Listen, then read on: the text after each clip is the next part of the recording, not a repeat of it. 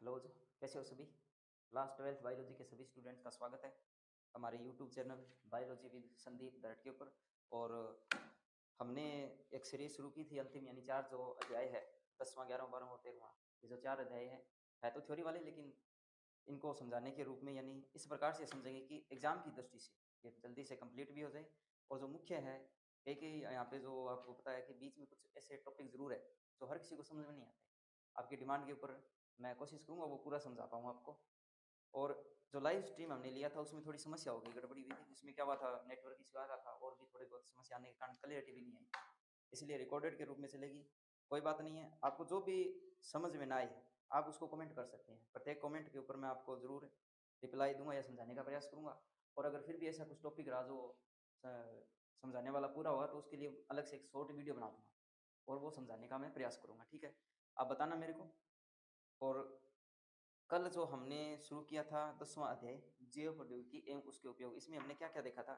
इसमें इसकी सामान्य परिभाषाएं हमने देख ली थी, जैव प्रौद्योगिकी क्या होती है। और 9वां अध्याय मैंने बताया था पूरा पूरा आप पूरा पढ़ के आ चुके, क्योंकि उसके अंदर विवरण था जैव प्रौद्योगिकी किस प्रकार से यूज होती है, क्या होती है जैव प्रौद्योगिकी, इस विधि के अंदर चरण क्या होता है। और इस जैव प्रौद्योगिकी के अंदर हमने ये देखा था भी इसकी परिभाषा क्या होती है। सामान्यतः यदि सूक्ष्म जीवों का उपयोग करके मानव के लिए कोई उपयोगी उत्पाद जो बनाया जाता है उसे हम क्या कहते हैं, जैव प्रौद्योगिकी कहते हैं। और इस विधि के अंदर हम क्या करते हैं, किसी सूक्ष्म जीव का या उसके द्वारा छोड़ा गया रसायन का या किसी न किसी जीन का उपयोग करते हैं। यानी जीन क्या होते हैं, डीएनए होता है, डीएनए के ऊपर गुणसूत्र होते हैं, उस गुणसूत्र के ऊपर क्या होते हैं, जीन होते हैं। और वो जीन क्या कार्य करते हैं, प्रत्येक पीढ़ी से दूसरी पीढ़ी के अंदर गुणों के स्थानांतरण का कार्य करते हैं। उन्हीं जीनों को हम क्या करते हैं, इसमें यूज करते हैं। तो इस अध्याय में मैंने आपको जो बताया था पूरा पूरा सामान्य रूप से 3 प्रकार से हम अध्ययन करने वाले हैं। तो पहला था वो है कृषि के क्षेत्र के अंदर जैव प्रौद्योगिकी। दूसरा जो हम पढ़ने वाले थे वो है चिकित्सा के क्षेत्र के अंदर। और तीसरा पारजीनी जंतु बनाने के लिए भी जैव प्रौद्योगिकी का प्रयोग किया जाता है, ठीक है? तो इसमें कृषि के क्षेत्र के अंदर शुरू करते हुए हमने कल ये देखा था सबसे पहले क्यों, यानी कारण देखे थे भी हम कृषि के क्षेत्र के अंदर जैव प्रौद्योगिकी का प्रयोग क्यों करते हैं। और उन कारणों के अंदर मैंने बताया था सबसे पहला जो था वो था प्रतिरोधक क्षमता, यानी कोई भी पौधा है उसके अंदर हम प्रतिरोधक क्षमता उत्पन्न करते हैं। प्रतिरोधक क्षमता उत्पन्न करने के लिए क्या करते हैं, जैव प्रौद्योगिकी का प्रयोग करते हैं। और इसकी परिभाषा बताई थी, प्रतिरोधक क्षमता क्या होती है, किसी भी रोग के प्रति लड़ने की जो क्षमता होती है जीवों के अंदर, और सामान्यतः कृषि है तो पेड़ पौधों के अंदर, उसे हम क्या कहते हैं, प्रतिरोधक क्षमता कहते हैं। और इस प्रतिरोधक क्षमता को किस प्रकार से विस्तृत किया जाएगा, ये पूरा विवरण हम आगे बढ़ने वाले हैं। इसके अलावा दूसरा जो है वो है गुणवत्ता में सुधार, यानी कोई भी फसल है इसकी जो उत्पादकता है, यानी गेहूं से गेहूं प्राप्त होती है, गेहूं से और जो कपास है उसे रेशा प्राप्त होता है, चावल से चावल प्राप्त होता है, उसमें किस प्रकार की गुणवत्ता है, यानी वो शुद्ध कितना है उसको गुणवत्ता बोलते हैं। उसमें सुधार करने के लिए भी हम क्या करते हैं, जैव प्रौद्योगिकी का प्रयोग करते हैं। तीसरा उत्पादकता वो बढ़ाने के लिए, यानी उत्पादकता क्या होती है, उत्पादकता वह होती है यानी किसी क्षेत्र में हमें कितनी मात्रा में किसी पौधे से, जैसे 1 हेक्टेयर होता है तो 1 हेक्टेयर में कितनी मात्रा में कोई फसल प्राप्त हो रही है। उसी प्रकार कोई पौधा है तो उस पौधे से कितनी मात्रा में वो जो बीज है, फल है, जो भी हमने जिसके लिए उसे बोया है, वो कितनी मात्रा में प्राप्त हो रहा है, उसको हम क्या कहते हैं, उत्पादकता कहते हैं। जैसे कपास का एक पौधा है तो उससे 2 किलो रेशा प्राप्त हो रहा है, तो ये 2 किलो क्या है, उसकी उत्पादकता है। उसी प्रकार गेहूं का कोई पौधा है या गेहूं 1 हेक्टेयर के अंदर गेहूं है तो उससे 10 क्विंटल 12 क्विंटल कितनी उत्पादकता प्राप्त हो रही है, वो जो मात्रा है उसे हम क्या कहते हैं, उत्पादकता कहते हैं। इसके अलावा जो चौथा एक और है जैव प्रौद्योगिकी का हम कृषि के क्षेत्र के अंदर उपयोग करते हैं, तो वो है पर्यावरण के प्रति अनुकूल, पर्यावरण के प्रति अनुकूलता स्थापित करने के लिए। अब ये अनुकूलता क्या होती है, मैंने बताया था कि जो भी वातावरण के अनुसार लड़ता है वही जीव क्या रहता है, जीवित रहता है। अब कुछ पौधे ऐसे होते हैं जो ताप दाब नमी, ताप दाब नमी आर्द्रता आदि के प्रति लड़ नहीं पाते, अत्यधिक गर्मी के कारण मर जाते हैं, अत्यधिक जो हवा तेज होती है कई बार उसमें मर जाते हैं, मर जाने का मतलब क्या, पौधे समाप्त हो जाते हैं। या फिर कई बार तो सर्दी यानी ठंड ज्यादा होती है उसके कारण उसमें क्या विपरीत प्रभाव पड़ता है। तो उससे लड़ने के लिए भी क्या करते हैं, हम पौधे के अंदर कुछ जीन प्रवाहित करते हैं इस जैव प्रौद्योगिकी विधि के द्वारा, जिससे वो पौधा क्या नियमित रूप से खड़ा रहे, प्रकृति के विरुद्ध लड़ सके और अपने अनुकूल बना सके उस वातावरण के प्रति। यानी आप देखते हो बर्फीला क्षेत्र होते हैं जहाँ पे हर समय बर्फबारी होती है, क्या वहाँ पे कोई पौधा या सभी प्रकार के पौधे जीवित रह पाते हैं या नहीं रह पाते?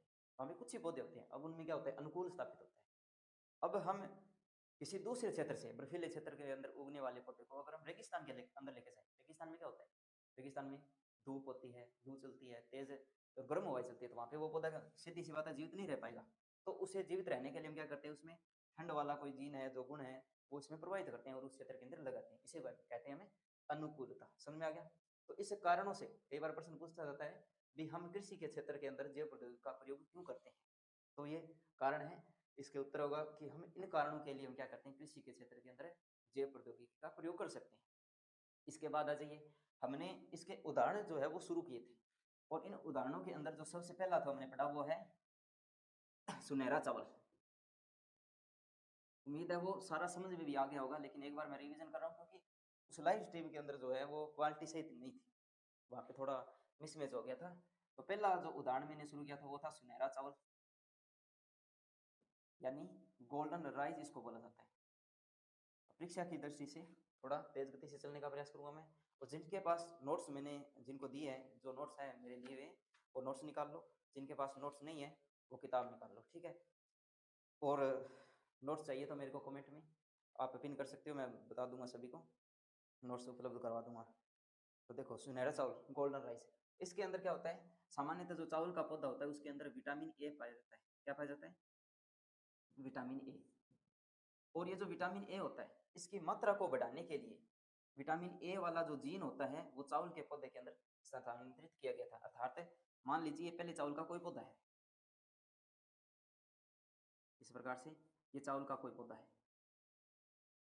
अब इस चावल के पौधे के अंदर क्या है, जो विटामिन की मात्रा है वो कम है। चावल के पौधे के अंदर विटामिन की मात्रा क्या है, कम है। ये नॉर्मल चावल है सामान्यतः। और आपको पता है चावल कैसे कलर के होते हैं, सफेद कलर के होते हैं। लेकिन जब हमने जैव प्रौद्योगिकी विधि का प्रयोग करके इस पौधे के अंदर विटामिन ए की मात्रा को बढ़ाने वाला जीन प्रवाहित कर दिया, तो जीन प्रवाहित करने के बाद जो नया चावल का पौधा बना है, जो नया चावल का पौधा बना है, उस चावल के अंदर क्या है, विटामिन ए की मात्रा है वो बढ़ चुकी है। अर्थात यहाँ से जो ये जो पौधा है, इससे जो चावल हम निकालेंगे उससे चावल बहुत ज्यादा मात्रा में, विटामिन जो है वो बहुत ज्यादा मात्रा में प्राप्त होंगे। क्यों होंगे? क्योंकि हमने विटामिन ए वाला जीन इसके अंदर डाल दिया है। पहले जो है सामान्य प्रकृति के अंदर जो चावल था वो चावल है जो सफेद कलर का था। मान लीजिए इसके अंदर विटामिन की मात्रा कम है, ठीक है। जैसे हमने इसके अंदर ये जीन डाला तो ये जो हमें प्राप्त हुआ इसको हम बोलते हैं सुनहरा चावल। अब ये जो सुनहरा चावल है इसके अंदर क्या है, विटामिन ए की जो मात्रा है वो ज्यादा है। विटामिन ए की मात्रा है वो ज्यादा है, अधिक हो गई। अब इसका नाम सुनहरा चावल क्यों पड़ा था? क्योंकि जैसे हमने ये जीन इसके अंदर डाला तो इस चावल का जो रंग है वो सोने रंग का हो गया, अर्थात गोल्डन के, सोने के कलर का। और सोने के रंग आपको पता ही है, सोने का रंग कैसे आता है, यानी पीले कलर का होता है सामान्यतः सोने का, सोने के रंग जैसा। ऐसा हो जाने के कारण ही इसका नाम जो है हमने क्या रख दिया, सुनहरा चावल रखा, अर्थात गोल्डन राइस। क्योंकि ये क्या है, दिखाई देने में पीले कलर का है, और पीला क्या होता है, सोना ही होता है। तो ये पहला हमने पढ़ लिया था। इसके बाद दूसरा हमने शुरू किया था वो था बिट्टी कपास। वो आधा किया था हमने, बिट्टी कपास को पूर्ण आज हम कर लेंगे, ठीक है। तो नोट्स के अंदर जो दूसरा है बिट्टी कपास वो निकाल लो। और इसमें हमने क्या देखा था, जो बिट्टी कपास होता क्या है, इसको मैं दोबारा ही समझा रहा हूँ पूरे, देखो बिट्टी कपास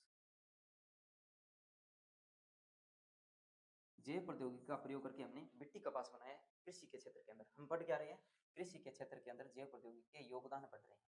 यानी जैव प्रौद्योगिकी का उपयोग हम कृषि के क्षेत्र के अंदर क्यों करते हैं, किस प्रकार से करते हैं, उसको पढ़ रहे हैं। तो यहाँ पे देखिए बिट्टी कपास है। अब ये कपास जो आप सभी को पता है, कपास क्या होता है, कपास एक पौधा है, एक सामान्य पौधा है। और बिट्टी क्या है, बिट्टी इसका पूरा नाम है बेसिलस थुरेंजियसिस, थुरेंजियसिस।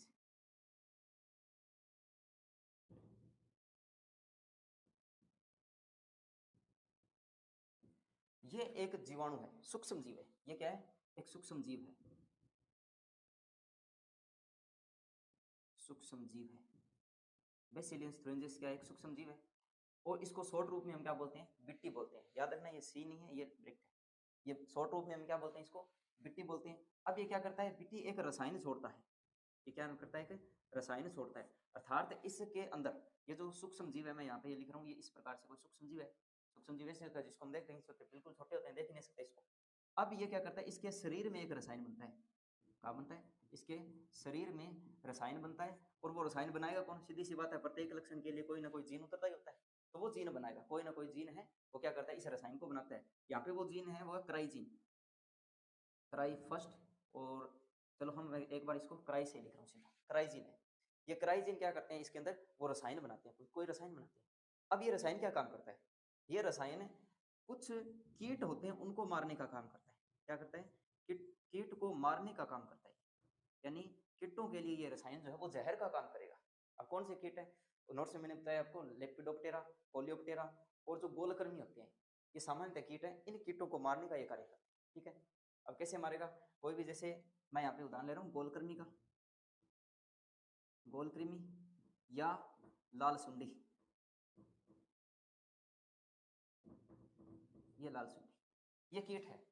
अब जैसे ही ये रसायन इन कीटों के शरीर में जाता है, इन कीटों के शरीर में जाता है, तो इनकी आंत के अंदर क्या कर देता है, ये छेद कर देता है, जिससे इस कीट की क्या हो जाती है, मृत्यु हो जाती है। ये कीट को मारने का कार्य।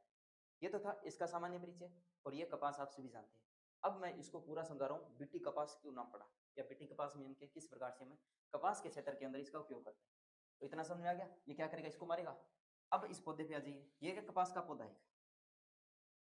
अब इस कपास के पौधे के अंदर क्या होता है, कीटों के अंदर सामान्यतः इस लाल सुंडी की, ये जो लाल सुंडी है, ये क्या है, ये कीट की लार्वा अवस्था है। कोई ना कोई कीट है, कीट की लार्वा अवस्था है, कीट की। अब जिसको ये नहीं पता लार्वा क्या है, वो देख लीजिए एक बार, मेरे अनुसार पता होना चाहिए, बायोलॉजी के स्टूडेंट हो तो, और कक्षा 12 के स्टूडेंट हो तो। मैं बता देता हूँ, यहाँ पे जो भी कीट होता है, हम देखते हैं कि कोई भी जीव होता है, उसके अंदर क्या होता है, जब भी नया बच्चा या नई संतति जो पैदा होती है, वो जीव के जैसे ही पैदा हो जाती है। लेकिन कीटों के अंदर क्या होता है, जीवन चक्र के रूप में अलग से चलता है।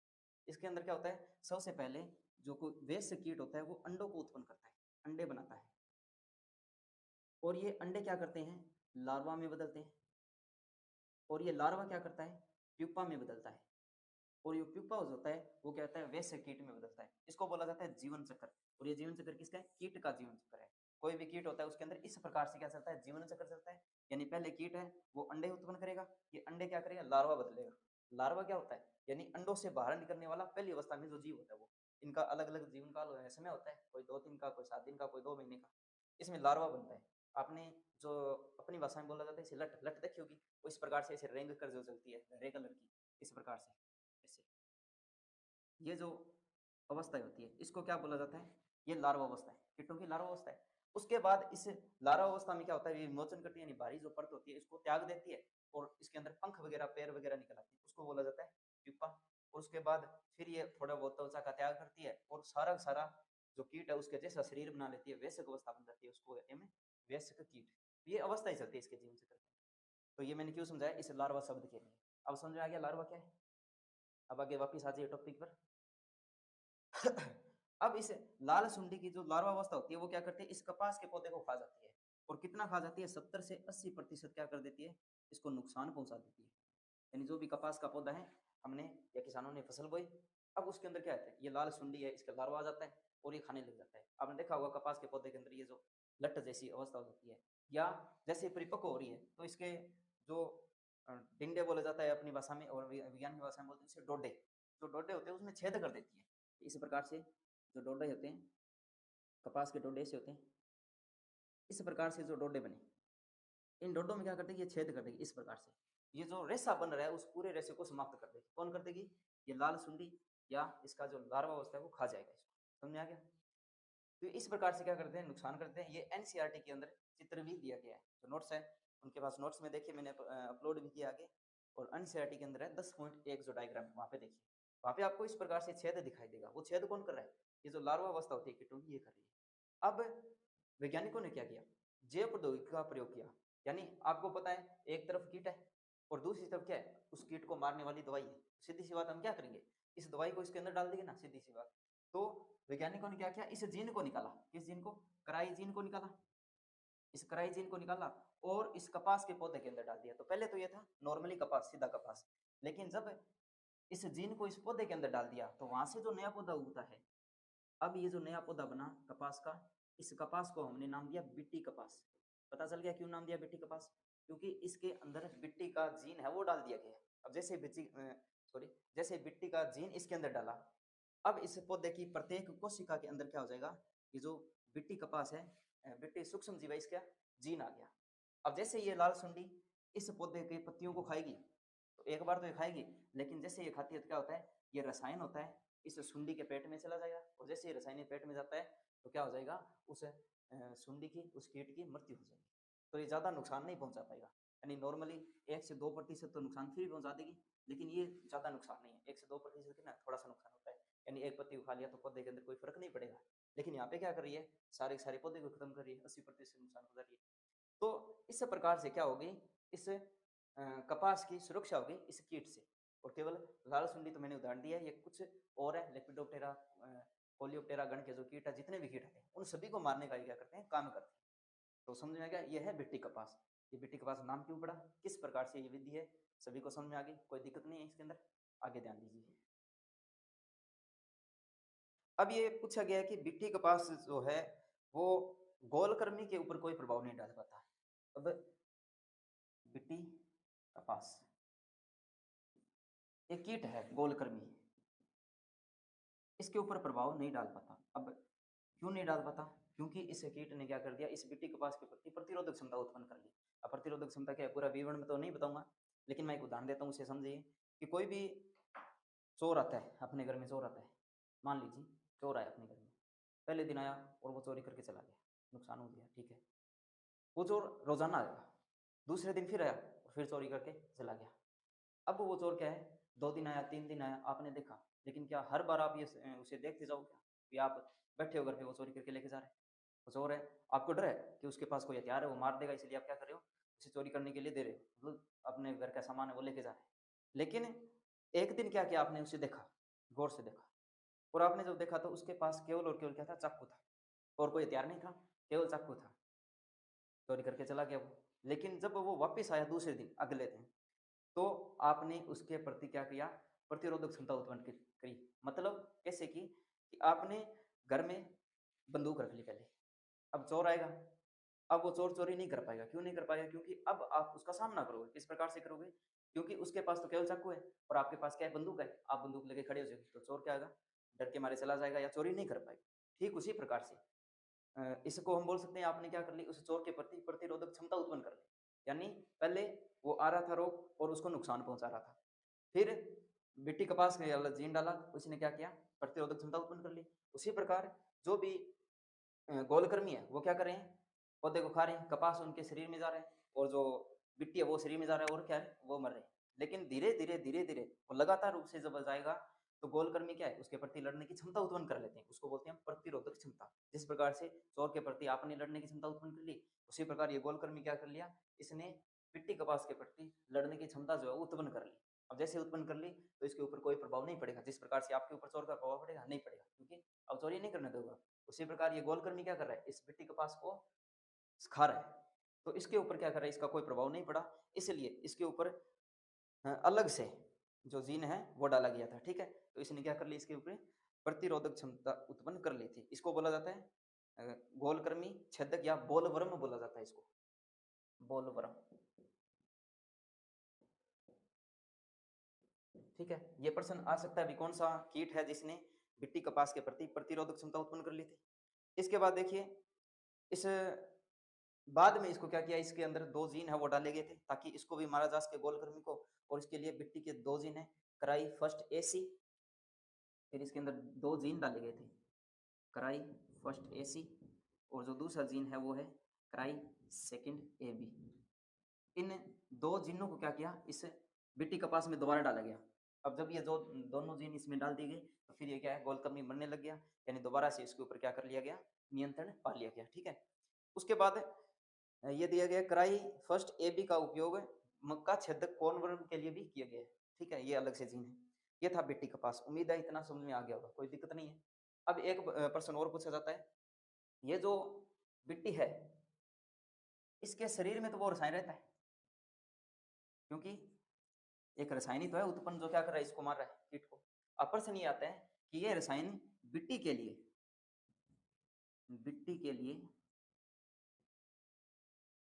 हानिकारक क्यों नहीं, हानिकारक नहीं होता, यानी बेसिलस थ्रेंजिस को वो रसायन क्यों नहीं मारा, जबकि ये रसायन तो उसके पेट में है, उसके शरीर में, तो क्यों नहीं मारता। तो इसका उत्तर जब आप लिखोगे ये लिखना होगा, प्रश्न इस प्रकार से भी आया है कि मिट्टी के लिए हानिकारक क्यों नहीं होता, या मिट्टी के अंदर जो रसायन है वो इस मिट्टी को खुद को क्यों नहीं मारता, इस सूक्ष्म जीव को खुद को क्यों नहीं मारता। तो इसका उत्तर ये है कि ये जब इसके शरीर के अंदर जो रसायन रहता है वो निष्क्रिय अवस्था में रहता है। कौन सी अवस्था में रहता है, निष्क्रिय अवस्था में रहता है। और जब ये किसी कीट के शरीर के अंदर जाता है, कीट की आंत में जाता है, पेट में जाता है, तो वहां जाकर क्षारीय माध्यम को प्राप्त करके वो क्या हो जाता है, सक्रिय हो जाता है। क्षारीय माध्यम मिलेगा इसे, और इससे वो क्या हो जाएगा, सक्रिय हो जाएगा। और जैसे वो सक्रिय होता है यानी विष बन जाएगा, जहर बन जाएगा, और जैसे जहर बनता है तो उस कीट को क्या करता है, वो मार डालता है। तो ये दूसरा कृषि के क्षेत्र के अंदर उपयोग हो गया भिट्टी कपास का। पहला था सुनहरा चावल और दूसरा है भिट्टी कपास। उम्मीद है पूरा समझ में आ गया। ये तीसरा जो वो है पीड़क प्रतिरोधी पौधे। अब तीसरा जो कृषि के क्षेत्र के अंदर हम उपयोग पढ़ रहे हैं, तो तीसरा जो है वो है पीड़क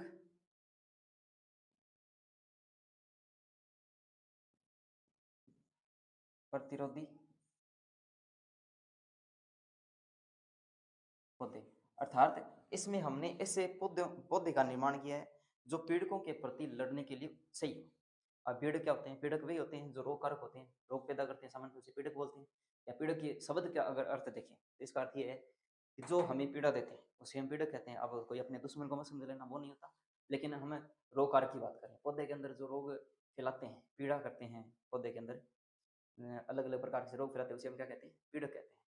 अब यहाँ पे कौन सा पौधा लिया गया, तो यहाँ पे तंबाकू का पौधा लिया गया। कौन सा पौधा, तंबाकू का पौधा। इस पौधे के अंदर क्या होता है, इस पौधे के अंदर एक कीट लगता है। पौधे की जड़ों में क्या करता है, एक कीट लगता है, मिलवाइडे गाइना। उस कीट का नाम है मिलवाडे गाइना या गाइने, मिलवाडे गाइना इकोग्नीसिया।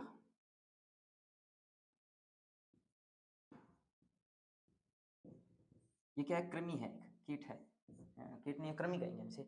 ये एक मिलवाडे गाइना या मिलवाडे गाइन है। इकोग्नीसिया नामक एक कृमि है जो द्विबीजपत्री अर्थात तंबाकू के पौधे के अंदर क्या करता है, उसकी जड़ों के अंदर रहता है। अब यहाँ तक तो कोई दिक्कत नहीं है, इस तंबाकू के पौधे के जड़ में जब भी है कोई दिक्कत नहीं है, बड़ी बात नहीं है, तंबाकू के पौधे में है, ठीक है, इस पौधे को क्या नुकसान पहुंचा रहे हैं। लेकिन ये क्या करता है, ये कीट जब भोजन की क्रिया करता है, ये कृमि जब भोजन की प्रक्रिया करता है तो इसकी कोशिका के अंदर क्या होता है, एक प्रोटीन बनता है। ये क्या करता है, प्रोटीन बनाता है। और ये जो प्रोटीन बनाता है उसकी वजह से वहां पर ये जो जड़ है वहां पे क्या होती है, इस प्रकार से गांठें बन जाती है।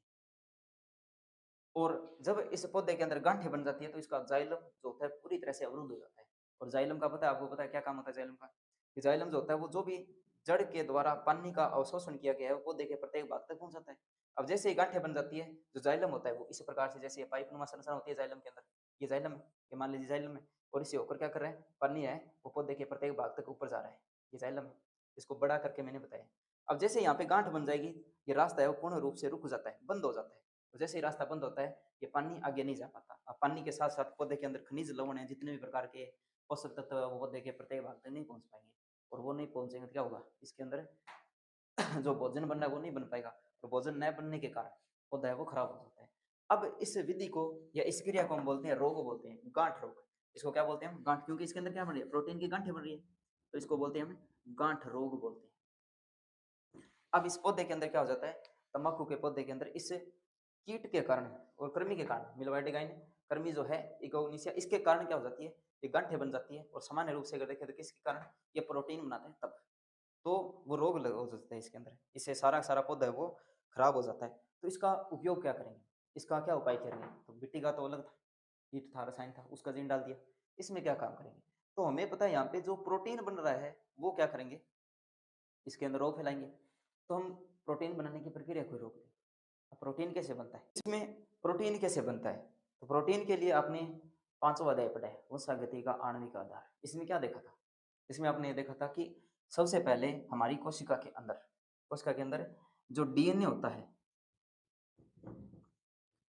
उससे अनुवादन की प्रक्रिया सॉरी अनुलेखन की प्रक्रिया के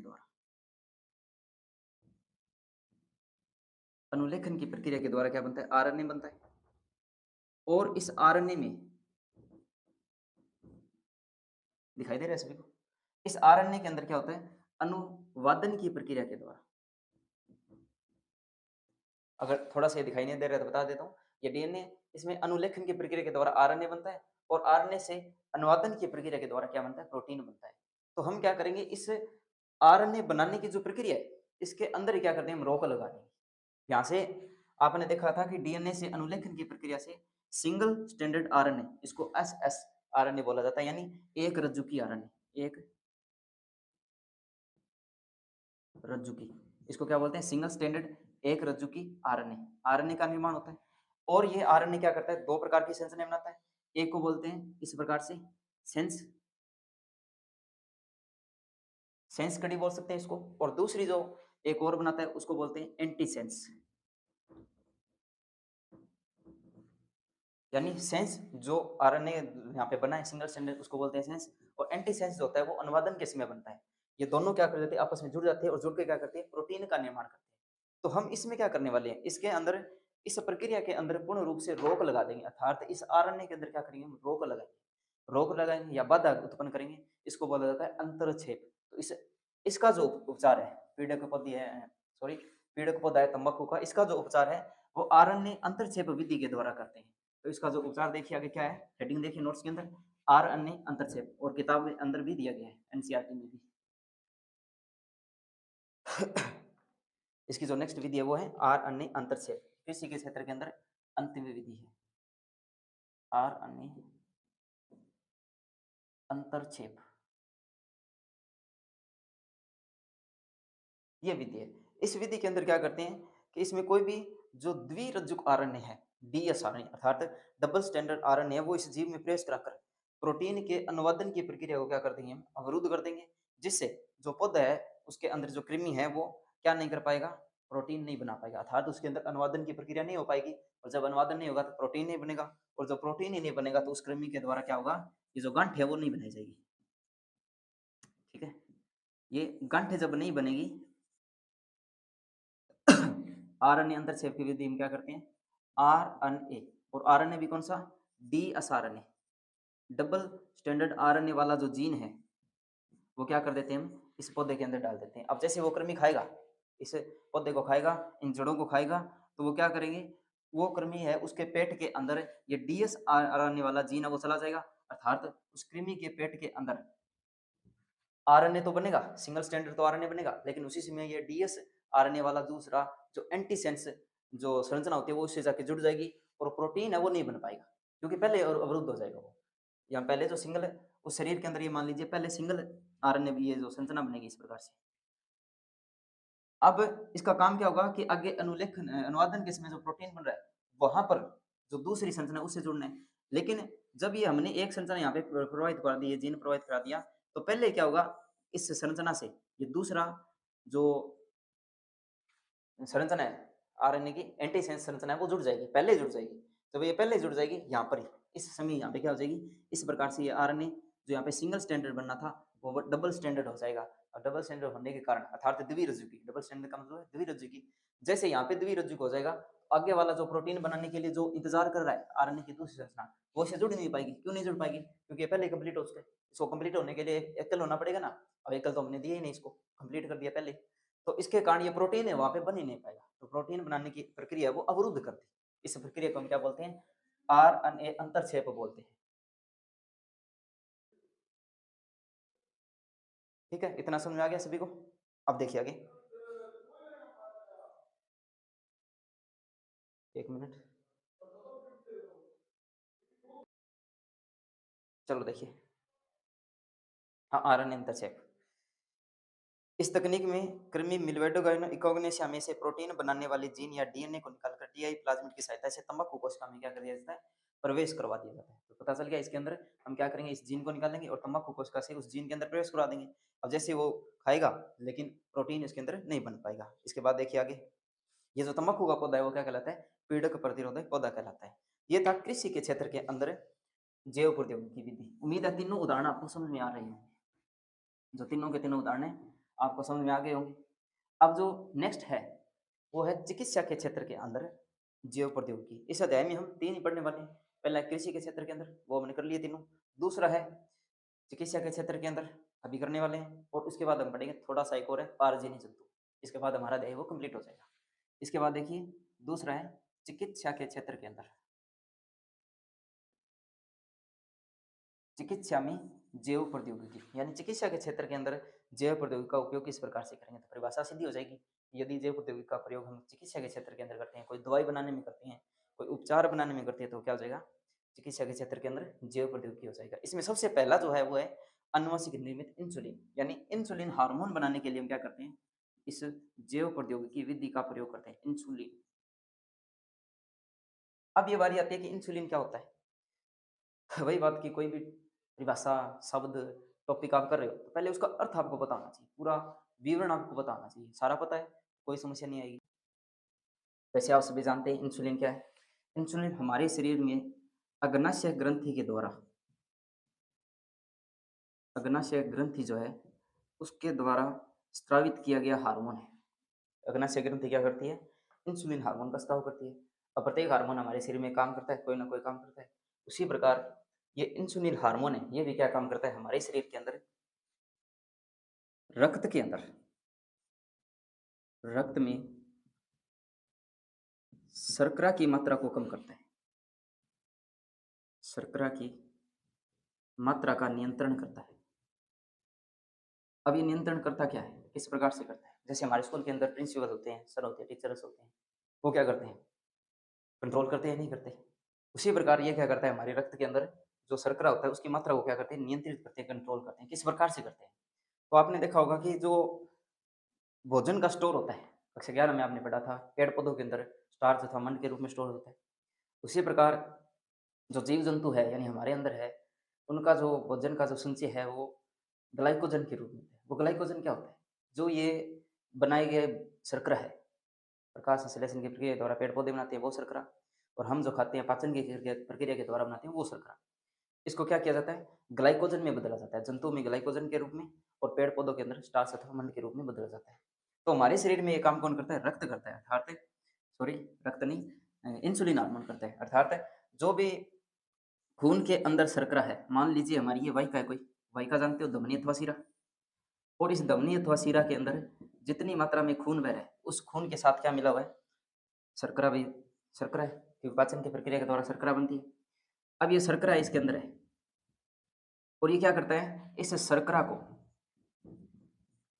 ग्लाइकोजन में बदल देता है। ग्लाइकोजन में बदल कर स्टोर कर लेता है कोशिकाओं के अंदर, ठीक है? ये क्या करता है? रक्त में शर्करा बढ़ती जाती है, ये ग्लाइकोजन के रूप में बदलता जाता है। कौन बदलता जाता है? Insulin hormone. अब इसकी कमी हो जाए तो क्या होगा? आपको पता है स्कूल के अंदर प्रिंसिपल नहीं हो, टीचर नहीं हो, क्या करेंगे स्टूडेंट्स? कंट्रोल में रहेंगे? नहीं रहेंगे, अनियंत्रित हो जाएंगे। कोई कबड्डी खेलेगा, कोई किसी की गुत्त पटेगा, कोई कुछ करेगा, कोई कुछ भी करेगा, इधर-उधर घूमेगा, कोई पानी पिएगा, कोई तीसरी मंजिल पे जाएगा, कोई नीचे-नीचे जो मंजिल है वहाँ पे वाटर कूलर के पास लड़ाई करेगा, यानी धूप में खड़े अनियंत्रित, पूरा स्कूल जो है वो अनियंत्रित हो जाएगा या नहीं हो जाएगा। उसी प्रकार जब रक्त के अंदर जो हमारे शरीर में जब इंसुलिन हार्मोन नहीं रहता या उसकी कमी हो जाती है, तो रक्त में क्या होता है? शर्करा की मात्रा है वो बढ़ती जाती है। अर्थात ये काम है वो करेगा कौन? कोई नहीं करेगा। शर्करा वो जो है उसको ग्लूकोज़ में बदलने का काम कर रहा है, इंसुलिन हार्मोन वो है नहीं, वो एब्सेंट है। तो कौन करेगा? कोई नहीं करेगा। तो क्या होता है हमारे रक्त के अंदर इस प्रकार से ये जो शर्करा है उसकी मात्रा क्या होती है? बढ़ती जाती है, बढ़ती जाती है, बढ़ती जाती है। और ज़्यादा रक्त की मात्रा, जो रक्त में जो होता है शर्करा की मात्रा ज़्यादा बढ़ने के कारण एक रोग हो जाता है। इस रोग को हम बोलते हैं मधुमेह रोग। कौन-सा रोग? मधुमेह रोग। इसी को कहते हैं इंग्लिश में डायबिटीज़। डायबिटीज़ रोग हो जाता है। और ये जो डायबिटीज़ रोग है इसी को अपनी नॉर्मल भाषा में बोलते हैं हम शुगर। ये रोग हो जाता है। क्यों? शुगर क्या है? शर्करा। हमारे खून के अंदर शुगर है वो ज़्यादा हो चुका है। इसी को डायबिटीज़ बोलते हैं। इसके साइड इफ़ेक्ट होते हैं अलग-अलग प्रकार से। वो आपको यहाँ पे नहीं पढ़ने। तो ये हम चिकित्सा के क्षेत्र के अंदर एक बार इसको पढ़ रहे हैं। तो क्या होता है चिकित्सा के क्षेत्र के अंदर हम क्या करते हैं? इंसुलिन हार्मोन को बना रहे हैं। ठीक है? अब यहाँ पे जो मैंने समझाया वो ये समझाया कि इंसुलिन हार्मोन को क्यों बना रहे हैं? क्योंकि हमारे शरीर के अंदर क्या होता है, इंसुलिन हार्मोन की कमी हो जाती है। किस प्रकार से होती है कमी, मैंने बता दिया। जब भी कमी होती है तो जो काम है उसका, यानी शर्करा को ग्लाइकोजन में बदलने का काम है, वो बंद हो जाता है। जैसे बंद होता है तो रक्त के अंदर जो शर्करा की मात्रा बढ़ती जाती है। इसकी वजह से एक डायबिटीज रोग हो जाता है, मधुमेह रोग हो जाता है। इसके लिए हमें क्या करना पड़ेगा, इंसुलिन को इसमें डालना पड़ेगा, इस रक्त के अंदर शरीर में इंसुलिन को प्रवाहित करना पड़ेगा। तो इसको प्रवाहित करने के लिए क्या है हमारे पास 2-3 प्रकार के ऑप्शन है, दवाई के रूप में, टिक्के के रूप में या इसी प्रकार से। तो पहले जो प्राचीन समय था, जो नोट्स में है पूरा थोड़ा-सा अलग है, वो पूरा न एक-एक लाइन ना पढ़ के इस प्रकार से समझा रहा हूँ पूरा आ जाए। क्योंकि पता है, ना तो हमारे पास डिजिटल ये बोर्ड है कि एक-एक लाइन यहाँ पे प्रिंट करके लें, और जब हम लिखूँगा, पूरा लिखने में कितना समय खराब होगा, वो भी नहीं हो सकता क्योंकि इतना टाइम नहीं है हमारे पास। इसलिए केवल समझाने का प्रयास कर रहा हूँ मैं। उम्मीद है समझ में आ रहा होगा। तो क्या बता रहा था मैं? इंसुलिन हार्मोन के बारे में बता रहा था। तो सबसे पहले क्या किया गया, गाय या सूअर से जब शुरुआत के अंदर ये समस्या सामने आई, तो गाय या सूअर से क्या किया गया था, इंसुलिन हार्मोन को निकाला गया और इस मनुष्यों के अंदर क्या कर दिया गया, स्थानांतरित कर दिया जाता था। ये पहले सबसे पहले की बात है, जब इंसुलिन हार्मोन की खोज हुई, जो रोग की खोज हुई उस समय की बात है। वैज्ञानिकों ने देखा अभी इंसुलिन हार्मोन की कमी के कारण ये रोग हो रहा है, तो हम क्या करें, इंसुलिन हार्मोन इस शरीर में तो नहीं बना लेकिन प्रवाहित कर दें। तो क्या किया गया, जो पशु है उनसे इंसुलिन हार्मोन को निकाला और टिक्के के रूप में, इंजेक्शन के रूप में मानव के अंदर प्रवाहित कर दिया गया, जिससे ये तो काम हो गया। यानी ये मान लीजिए आपके स्कूल में कोई टीचर नहीं है, तो आप क्या करोगे? कोई दूसरे टीचर को ले आओगे। यानी बायोलॉजी पढ़ाने वाला ही मान लो कोई टीचर नहीं है, तो आप क्या करोगे? कोई किसी ऐसे ही व्यक्ति को उठा के ले आओगे, आओ हम आपको ऐसे पेमेंट दे देंगे, आपको केवल पढ़ाना है, फॉर्मेलिटी सी करनी है। यही बात।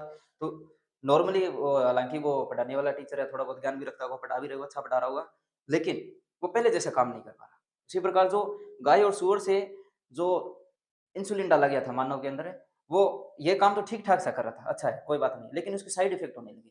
साइड इफ़ेक्ट का मतलब पार्श्व प्रभाव, जानते हो सभी? ये एनसीईआरटी में पार्श्व प्रभाव शब्द है, तो ये भी आपको याद रखना है, हिंदी वाला भी आ सकता है। पार्श्व प्रभाव इसको बोला जाता है साइड इफ़ेक्ट। हम इंग्लिश यूज़ करते हैं, साइड इफ़ेक्ट ही बोलते हैं। यानी एलर्जी वगैरह होने लगी, शरीर के अंदर जो साइड इफ़ेक्ट जानते हैं, छींकें वगैरह हो सकती है, बुखार हो सकता है, सर दर्द, उल्टी, पेट दर्द, कुछ भी हो सकता है। अनेक प्रकार के लक्षण पैदा होने लगे, उसे हम बोलते हैं साइड इफ़ेक्ट। तो इसे बंद कर दिया गया बाद में। अब एक और समस्या आने लगी, फिर हम करें क्या? तो बाद में क्या किया, जैव प्रौद्योगिकी विधि के द्वारा इंसुलिन हार्मोन को बनाया गया। देखिए, बाद में क्या किया गया आगे? जैव प्रौद्योगिकी विधि के द्वारा इंसुलिन हार्मोन को बनाया गया। लेकिन वो भी ज़्यादा कामयाब नहीं हुआ। क्यों नहीं हुआ? इसको समझिए। एक बार इतना समझ में आ गया? कोई दिक्कत नहीं, इंसुलिन हार्मोन की कमी हुई। हमने क्या किया, गाय और जो सूअर होते हैं उनसे इंसुलिन हार्मोन निकाला और इसमें डाल दिया। लेकिन इसके क्या साइड इफ़ेक्ट हुए? मतलब अलग-अलग प्रकार से साइड इफ़ेक्ट हुए, तब इसको बंद कर दिया गया। तो बाद में क्या किया, मानव ने खुद, मानव निर्मित, खुद इंसुलिन हार्मोन का निर्माण किया। अब वो निर्माण क्यों किया, किस प्रकार से किया? देखिए, उससे पहले आपको बताना चाहिए इंसुलिन हार्मोन की संरचना कैसी होती है। वर्णन देख लिया, सामान्य परिचय देख लिया, 1 मिनट मैं भी देख लेता हूँ। सही चल रहा है ना सब कुछ? ठीक है। हाँ, अब आ जाइए वापिस। इसमें क्या किया, अब इसकी संरचना को देखते हैं। हमारी कोशिका के अंदर इंसुलिन हार्मोन बनता कैसे है? तो इंसुलिन हार्मोन सामान्यतः इस प्रकार से 2 पॉलीपेप्टाइड श्रृंखलाओं से बना होता है, ए और बी। इनको बोला जाता है पॉलीपेप्टाइड श्रृंखला। पॉलीपेप्टाइड श्रृंखला का बना होता है, ये दोनों पॉलीपेप्टाइड श्रृंखला है। और ये दोनों श्रृंखलाएँ जो होती है वो डाइसल्फ़ाइड अबंध के द्वारा आपस में जुड़ी हुई होती है, इस प्रकार से डाइसल्फ़ाइड अबंध। ये डाइसल्फ़ाइड अबंध, ठीक है? इसे हम बोलेंगे डाई, दिखाई दे रहा है सभी को? छोटे लिख रहा हूँ मैं क्योंकि बोल्ड थोड़ा छोटा है, सल्फ़ाइड अबंध। डाइसल्फ़ाइड अबंध के द्वारा क्या होता है, ये जुड़े होते हैं। ये तो है इंसुलिन की संरचना, यानी किस प्रकार से ये इंसुलिन है, ये दिखाई कैसे देता है, ये संरचना। लेकिन ये बनता कैसे है, तो हमारी कोशिका के अंदर सबसे पहले जो कोशिका है, सेल है, इसके अंदर प्राक इंसुलिन बनता है। अब वो क्या होता है भाई? प्राक इंसुलिन मतलब सबसे पहले जो ये इंसुलिन आपको दिखाई दे रहा है, ऐसा पूरा सीधा नहीं बनता। पहले क्या बनती है, एक संरचना बनती है, 3 सल्फाइड 3 पॉलीपेप्टाइड श्रृंखला वाली संरचना बनती है। ऐसे ए, ये जो श्रृंखला आपको दिखाई दे रही है, ए नाम देंगे। किताब के अंदर जो चित्र दिया गया है आपका 10.3 वो देखिए, और नोट्स के अंदर मैंने आपको प्रिंट करके अलग से दिए ही है, तो वो आप डायरेक्ट देख सकते हो। इसके अंदर देखो, ए संरचना है, इसके बाद एक अलग संरचना इस प्रकार से दिखाई दे रही है आपको। इसको मैं यहाँ पे इस प्रकार हाइलाइट कर रहा हूँ। ये संरचना है सी संरचना और इसके बाद है यहाँ पे जो संरचना आपको दिखाई दे रही है ये बी संरचना। ये है प्राक इंसुलिन, यानी परिपक्व कब हो जाएगा, जब ए और बी दोनों जुड़ जाएंगे डाइसल्फाइड आबंध से, तब तो हम बोलेंगे इसे परिपक्व इंसुलिन। ठीक है, लेकिन यहाँ पे क्या दोनों जुड़ी हुई है क्या, नहीं जुड़ी हुई। इनके बीच में एक बाधा उत्पन्न हो रही है। कौन बाधा कर रहा है, सी। जो सी संरचना है, सी श्रृंखला है, वो बीच में आई हुई है। इसके बाद हमारी कोशिकाओं के अंदर क्या चलती है, प्रक्रिया चलती है और उन प्रक्रिया के द्वारा ये सी श्रृंखला जो होती है वो टूटकर अलग हो जाती है। इस प्रकार से सी श्रृंखला क्या होगी, टूटकर अलग हो गई और जो बची दो ए और बी, ये डाइसल्फाइड आबंध से जुड़ जाती है ऐसे। ये डाइसल्फाइड आबंध से क्या हो जाएगी, वापस जुड़ जाएगी, सी क्या हो जाएगी, अलग हो जाएगी। तब आप देख रहे हो कि ये सी है वो अलग हो गया और ए और बी दोनों जुड़ गए। अब जैसे ये जुड़ती है तो इसको हम बोलेंगे परिपक्व इंसुलिन। इसे हम क्या कहते हैं, परिपक्व इंसुलिन। इतना समझ में आ गया। इस प्रकार से हमारी कोशिका के अंदर क्या चलता है, एक प्रक्रिया चलती है और एक प्रक्रिया के द्वारा इंसुलिन हार्मोन का निर्माण होता है। अब समस्या क्या आई, समस्या ये आई कि जैव प्रौद्योगिकी विधि के द्वारा हम क्या करें, किसी भी बैक्टीरिया, जीवाणु या प्लाज्मिड के अंदर क्या करें, जो जीन है वो डाल रहे हैं और वो क्या कर रहा है, फोटोकॉपी तैयार कर रहा है। ये थी जैव प्रौद्योगिकी प्रक्रिया, याद होगी सभी को। पीसीआर विधि के द्वारा, पॉलीमर चेन रिएक्शन विधि के द्वारा या जेल इलेक्ट्रोपोरेशन विधि के द्वारा हमने क्या किया था, उसके अंदर जो भी जीन है वो डाला था, उसकी फोटोकॉपी तैयार की थी, प्लाज्मिड के अंदर डालकर संवर्धन माध्यम में तैयार किया। अब जैसे वो फोटोकॉपी बहुत ज्यादा जीन बना लेते हैं, उसको निकाला और जीव के अंदर डाल दिया। वहां पर ये इंसुलिन बन रहा था, लेकिन प्राक इंसुलिन बन रहा था। उस जीवाणु के अंदर क्या हो रहा था, प्राक इंसुलिन बन रहा था। अब जब हमने उसके अंदर डाला, यानी जब प्लाज्मिड के अंदर, ये मान लो प्लाज्मिड है इस प्रकार से, इस प्लाज्मिड के अंदर हमने वो जीन डाला, कौन सा जीन डाला, इंसुलिन बनाने वाला। तो यहाँ पे इंसुलिन तो बन रहा है, इसके संवर्धन माध्यम में जब हमने तैयार किया तो बहुत ज्यादा मात्रा के अंदर कॉपी तो तैयार हो गई, लेकिन कौन से हार्मोन की तैयार हुई, ये प्राक इंसुलिन की कॉपी तैयार हुई। प्राक इंसुलिन बना, परिपक्व इंसुलिन नहीं बना, क्योंकि ये परिपक्व बनाने की प्रक्रिया जो होती है, सी को अलग निकालने की प्रक्रिया होती है, ए बी को जोड़ने की प्रक्रिया, ये तो हमारी कोशिका के अंदर हो रही है, इस बैक्टीरिया की कोशिका में थोड़ी होती है। इसलिए हमने जो इंसुलिन बनाया था जीवाणु से, वो कामयाब नहीं हुआ। तो पहले वाला गाय और भैंस वाला वो भी कामयाब नहीं हुआ, सूर वाला जो भी हमने लिया था, पशु वाला, क्यों नहीं हुआ, क्योंकि उसके साइड इफेक्ट होने लगे। इसके बाद जो बनाया गया जीवाणु के अंदर, वो नहीं हुआ, क्यों नहीं हुआ, उसके अंदर क्या बनने लगा, केवल पराग इंसुलिन बनने लगा। तब अंत में जाके क्या हुआ, मानव ने खुद इंसुलिन बनाना शुरू किया प्रयोगशाला, और उसने क्या किया, पहले इस प्रकार से ए और बी को फोटोकॉपी के रूप में तैयार किया और उसको तोड़कर अलग निकाल कर ए और बी को डाई सल्फाइड आबंध से जोड़ा खुद। इसलिए इसे बोला जाता है मानव निर्मित इंसुलिन। समझ में आ गया, मानव निर्मित इंसुलिन क्यों कहा गया उसे, क्योंकि मनुष्य खुद बना रहे हैं। क्यों बना रहे हैं, इसके दो कारण बता दिए। और किस प्रकार से बना रहे हैं, कि पहले हमने ए और बी की फोटोकॉपी तैयार कर लेंगे और उसके बाद इनको डाइसल्फाइड आबंध से प्रयोगशाला में जोड़ देंगे और इंसुलिन बन जाएगा। अब जब ये इंसुलिन बन जाता है तो इसको हम क्या करेंगे, सिरिंज, टिक्के, सुइयों के रूप में जो भी रोगी होता है उसके शरीर के अंदर प्रवाहित कर दिया जाता है। इसीलिए आप देखोगे जब भी किसी व्यक्ति को रोग होता है, मधुमेह रोग होता है, शर्करा जो रोग होता है, शर्करा की कमी से डायबिटीज रोग होता है, उसको टिक्के लगाए जाते हैं, उन टिक्कों के ऊपर इंसुलिन लिखा होगा। क्या होगा उसमें, इंसुलिन हार्मोन होता है, वही डाला जाता है उनके अंदर। समझ में आ गया। यहाँ पे मानव निर्मित इंसुलिन हार्मोन दिया गया, ये सेम वही प्रक्रिया पूरा द्वारा पूरी पढ़ने की मुझे आवश्यकता नहीं है। औषधि के रूप में इंसुलिन, हाँ ये इंपॉर्टेंट है। सबसे पहले इंसुलिन हार्मोन, जो मानव निर्मित इंसुलिन हार्मोन है, वो किसने बनाया था, तो अमेरिका की एक कंपनी है एले लिली। एले लिली, इस कंपनी ने क्या किया, सबसे पहले इंसुलिन हार्मोन का निर्माण किया था। ठीक है, मानव निर्मित इंसुलिन हार्मोन। अब आगे दिए गए, देखिए आगे ये कहा गया नोट्स के अंदर, बैक्टीरिया से इंसुलिन हार्मोन बनाया गया, परंतु ये असक्षम था क्योंकि इसके द्वारा प्राक इंसुलिन बनाया गया था। समझा गया, बैक्टीरिया के अंदर क्या था, प्राक इंसुलिन बना था। अब वो हार्मोन जो है, वो मतलब इंसुलिन हार्मोन पूर्ण रूप से नहीं बना था, इसलिए आगे नहीं भेजा गया इसको। अगर भेजेंगे तो क्या होगा, हमारी कोशिका के अंदर स्वीकार ही नहीं करेगा उसको। इसलिए सी श्रृंखला को हटाने में क्या था, बैक्टीरिया असक्षम था। उसके बाद मानव निर्मित इंसुलिन हार्मोन की आवश्यकता पड़ी, यानी मानव को खुद बनाने की आवश्यकता पड़ी। प्रश्न ये आता है कि मानव निर्मित इंसुलिन के हार्मोन, जो इंसुलिन हार्मोन है, इसकी आवश्यकता क्यों पड़ी। और ये भी है कि इंसुलिन हार्मोन है, इसको बोला जाता है ह्यूमुलिन बोला जाता है। ठीक है, जो मानव के द्वारा बनाया गया इसको।